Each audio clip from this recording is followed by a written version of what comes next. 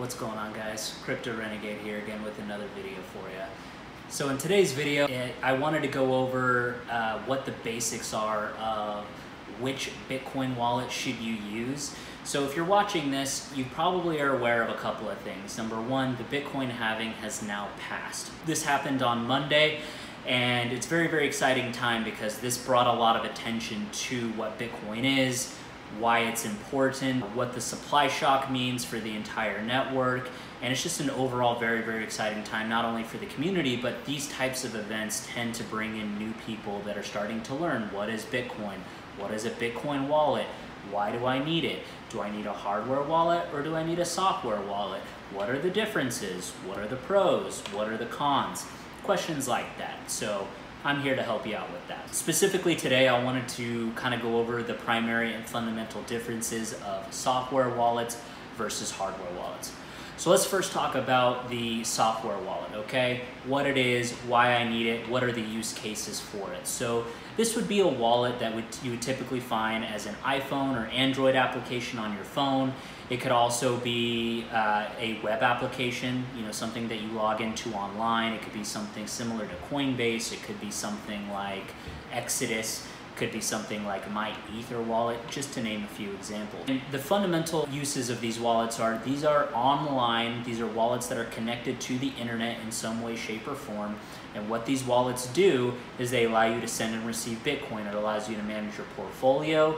It makes it very easy to send and receive. In a lot of cases, it gives you QR codes so that you can easily scan from your phone or from the camera on your computer or something like that. So it's very, very easy to send and receive with these types of wallets. Typically with these types of wallets, these are considered the everyday use wallets. So as you probably know right now with your fiat, when you take your wallet out for the day, if you're going to work or if you're going to anywhere, going out to dinner, going out to lunch, you don't bring your entire life savings with you, okay? You bring maybe a couple $100, maybe a few credit cards, things like that, so that you have enough to pay for your daily use, or if you're on a trip, a weekend trip, that kind of thing, you only want to go ahead and bring just enough to get you by. You don't want to bring, obviously, your entire life savings. With fiat, right now, you leave it all in a bank, and you trust that this bank is going to be able to give you your money when you want to withdraw it, and you have to trust that they're going to have it in reserve at the time that you want it. Unfortunately, that's not as necessarily true, and they hold all the power, okay? So that's another big reason why Bitcoin is good in general, is it gives you your money back, it gives you your power. This is the way for you to literally become your own bank, your own banker, your own financial institution, everything, okay? And you can set up as many accounts as you want, you can set up as many wallets as you want, and it's very, very empowering, all right? Bitcoin doesn't care how old you are, where you've come from, what nationality you're from. All it cares is that you have an internet connection. That's basically it, okay? It doesn't care how old you are, it doesn't matter, okay? What country. Again, literally, it doesn't ask for your name, it doesn't ask for your email, it doesn't ask for your social, it doesn't ask you these things to set up a standard Bitcoin wallet, okay? So again, the purpose of a software wallet is for everyday use. You keep it on your phone, and obviously your phone is connected to the internet throughout most of the day. And when it's obviously online, it is susceptible to potentially being hacked. Now, there's a lot of wallets that implement two-step verification. They implement a lot of security features that are now very useful on software wallets, and that's very good. And I'm going to give you an example of a free Bitcoin wallet that's been around for several years and that I personally use, okay? And I'll go over that in just a minute. But I just wanted to emphasize that even if the security features on your phone are there, you're in control of your private keys and you're in control of your money. So there's no one to call and complain to if your funds get stolen, if your funds get lost, if you accidentally send it to a wrong address. There's no reversing transactions. Once it's on the blockchain, it's done, it's over, and there's no taking it back. That's a very, very good thing. Also could be a very, very bad thing if you're not prepared and you're not educated on how to use these. So I just wanted to make that point here. But bringing that full circle, you don't want to leave your entire life savings. It's very, very risky, because even though it has a lot of security features implemented on a software wallet or a mobile wallet, it's not safe to leave it online because it is susceptible to being hacked, okay? So The software wallet that I use and I recommend personally is called Blockchain. Okay, you can download it for iOS or Android. This is a free Bitcoin wallet. It allows you to send and receive Bitcoin, Ethereum, Bitcoin Cash, I think also Stellar and Paxos, which is a stable coin. It's very basic. It doesn't have a lot of coins, but the user experience is really easy, and I'm going to show you an example here on the screen of what it looks like and how easy it is as far as the interface. It doesn't have a lot of bells and whistles. I highly recommend it for a beginner wallet because it's very simple to use, and honestly I use it day in and day out, as you can see in the transaction histories here. So this is the wallet that I recommend if you're just getting started. If you have any questions, comments, concerns, anything like that, go ahead and leave it down below in the comments and I will answer it for you the best I can, okay? So there's another type of wallet that I want to compare this to, obviously, and this is known as a hardware wallet. The purpose of a hardware wallet is for your long-term storage and your long-term funds. This is designed so that you can have all of your private keys offline, completely air-gapped from the internet, and that way it is much less likely to be hacked. You have to have essentially someone who knows exactly what they're doing, who can hack hardware, who can extract private keys, and it's becoming extremely difficult to do that even if they have possession of the wallet. But for the average user, having a hardware wallet like this one is going to help protect your savings long term, and you can easily transfer your funds to and from a software wallet whenever you need to. It's very, very user friendly. So which hardware wallets do I use? Now, I am a hardware wallet connoisseur. I've used basically every hardware wallet that there is on the market, and there's two right now that I specifically use on a day-to-day basis, okay, for two different purposes. First one here is known as the KeyKey, okay? So this is one of the original hardware wallets. At the very beginning, when hardware wallets were a brand new item, there were three major companies. There are Trezor, Ledger, and KeyKey, okay? And these are physical devices. This is a device right now that I think at the current rate, and again, check any links I have down below in the description because they will give you the best price, any sales that are going on, things like that at any time that you're checking out this video. But you want to go ahead and check out the KeyKey is really good. It's right now it's going for about $49, I believe, and there's a 50% off coupon in the description as well. But this one is really good for trading, okay? So this one's very user friendly. If you like to trade different cryptos, if you like to, you know, swap between Bitcoin and Ethereum and several other ERC20 tokens, you know, dozens and dozens and dozens of coins, this is a very, very useful wallet to use. It is USB enabled, so you do have to have it connected to a computer.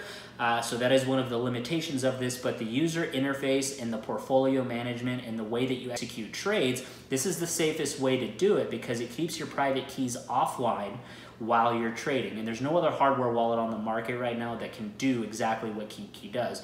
Not only that, it's so easy. It's very, very easy. I like their interface, I like their design, and I like the company as a whole. So this is honestly what I use on a regular basis when I want to initiate trades and keep my private keys in my possession. Just as a side note, typically right now when you want to go and make other types of trades, you have to transfer your private keys to an exchange, which is an extremely bad and risky idea.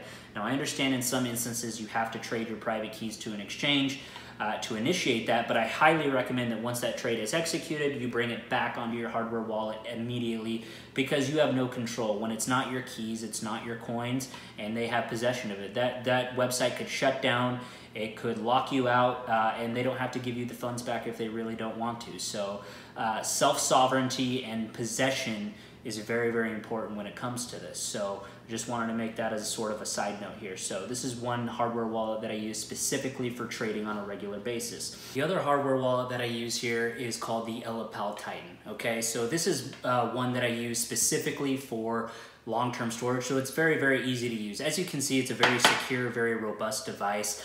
It has basically a very hard outer shell, and it has a camera on the back here, which is for scanning QR codes from the mobile wallet to the hardware wallet specifically so that it makes it easier. There's no Wi-Fi, there's no cellular, there's no Bluetooth, nothing. There's no security flaws or there's no connection issues that could potentially be intercepted.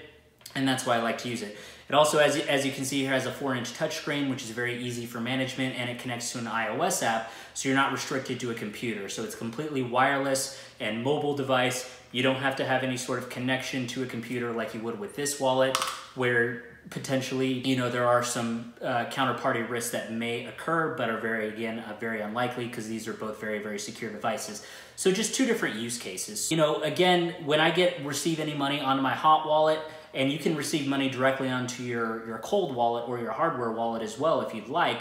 But basically what I do is, if it's something that's long-term that I don't plan on trading, it's going directly onto here. If it's something that I plan on, you know, initiating a trade, then I'll put it on the KeyKey here. And again, both of these will have links down below. If you're interested at all, they will give you the best price that you can possibly get. So I just wanted to give kind of the fundamental differences here of basically what the primary use cases are of what is a software wallet, what is a hardware wallet. I use a software wallet as for my day-to-day transactions. Think of it as a regular wallet you stick in your back pocket, and you go out shopping for the day, you go out and spend maybe a couple $100 just in case. You know, so you don't put your entire life savings in there. You just have enough to get you through for day-to-day transactions, and that's it. And then for your long-term storage, that's what these hardware wallets are for. What you basically do is you initiate a transaction on these. If you ever need to move funds over from your hardware wallet to your software wallet, it's very, very easy to do that. But I recommend keeping your long-term storage and the majority of your funds on these offline hardware wallets, as it is more secure. So that's it. I just wanted to give a quick recap of what the fundamental differences are, when to use a software or a mobile wallet, when to use a hardware wallet, and what their primary use cases were. You can use, obviously, a hardware wallet as your primary wallet if you'd like as well. There's just multiple steps to initiate a transaction, so it may not be as smooth if you're at a cash register or if you're in a point-of-sale store, where it's much easier to initiate a transaction and much quicker and more efficient on a software wallet. So I do see the value in both and in different use cases, and you really just need to decide what's best for you. So with the hardware wallets, just kind of when you're making your decisions, you want to learn you got to ask yourself basically two questions when you're dealing with the hardware wallet side of things. Number one is, how many different coins do I need to store offline? And that's a personal decision. You can research all my other hardware wallet reviews and kind of learn which ones are going to work best for your particular scenario, because a lot of them are unique and they have a unique selling proposition depending on what your needs are. So number one is, what kind of coins do I need to hold, and how do I want to be able to use it? Is it something that I want to have connected to a computer? Is it something that I need to have complete mobile access that's completely offline, like this LOCKUP Titan? Or is it something that I want to safely trade? Basically, just recapping here, you never ever want to leave or store your private keys on an exchange on your software wallet. It's very risky and dangerous to do that. When you're leaving things on an exchange, they're in possession. So just keep that in mind, and that kind of defeats the entire purpose of long-term storage and being self-sovereign and keeping control over your finances so you can control your keys. So I'm gonna go ahead and wrap this up here. If you're new to the channel or new to Bitcoin or cryptocurrency in general, I go over lots of different tools, methods, and steps to protect and secure your private keys, different products and services that can help you use cryptocurrency on a regular basis for spending, for receiving, for earning interest, and so on. So if that's something that interests you, go ahead and subscribe. If this video brought you any value, please give it a thumbs up. If you didn't like it, give it a thumbs down. As much feedback as possible would be great. And then if you leave a comment, like I said below, I will go ahead and answer it personally for you. I want to help encourage adoption of cryptocurrency, helping people understand the basic fundamentals of what they should be doing when they're just getting started. And I will have a few more of these sort of beginner type videos that kind of explain the basics of what decisions you need to make right out of the gate of where do I buy Bitcoin, or which wallet should I use, or how do I use a wallet. And I'll be doing some future videos on that as well. So I'm gonna go ahead and wrap this up here. Crypto Renegade out.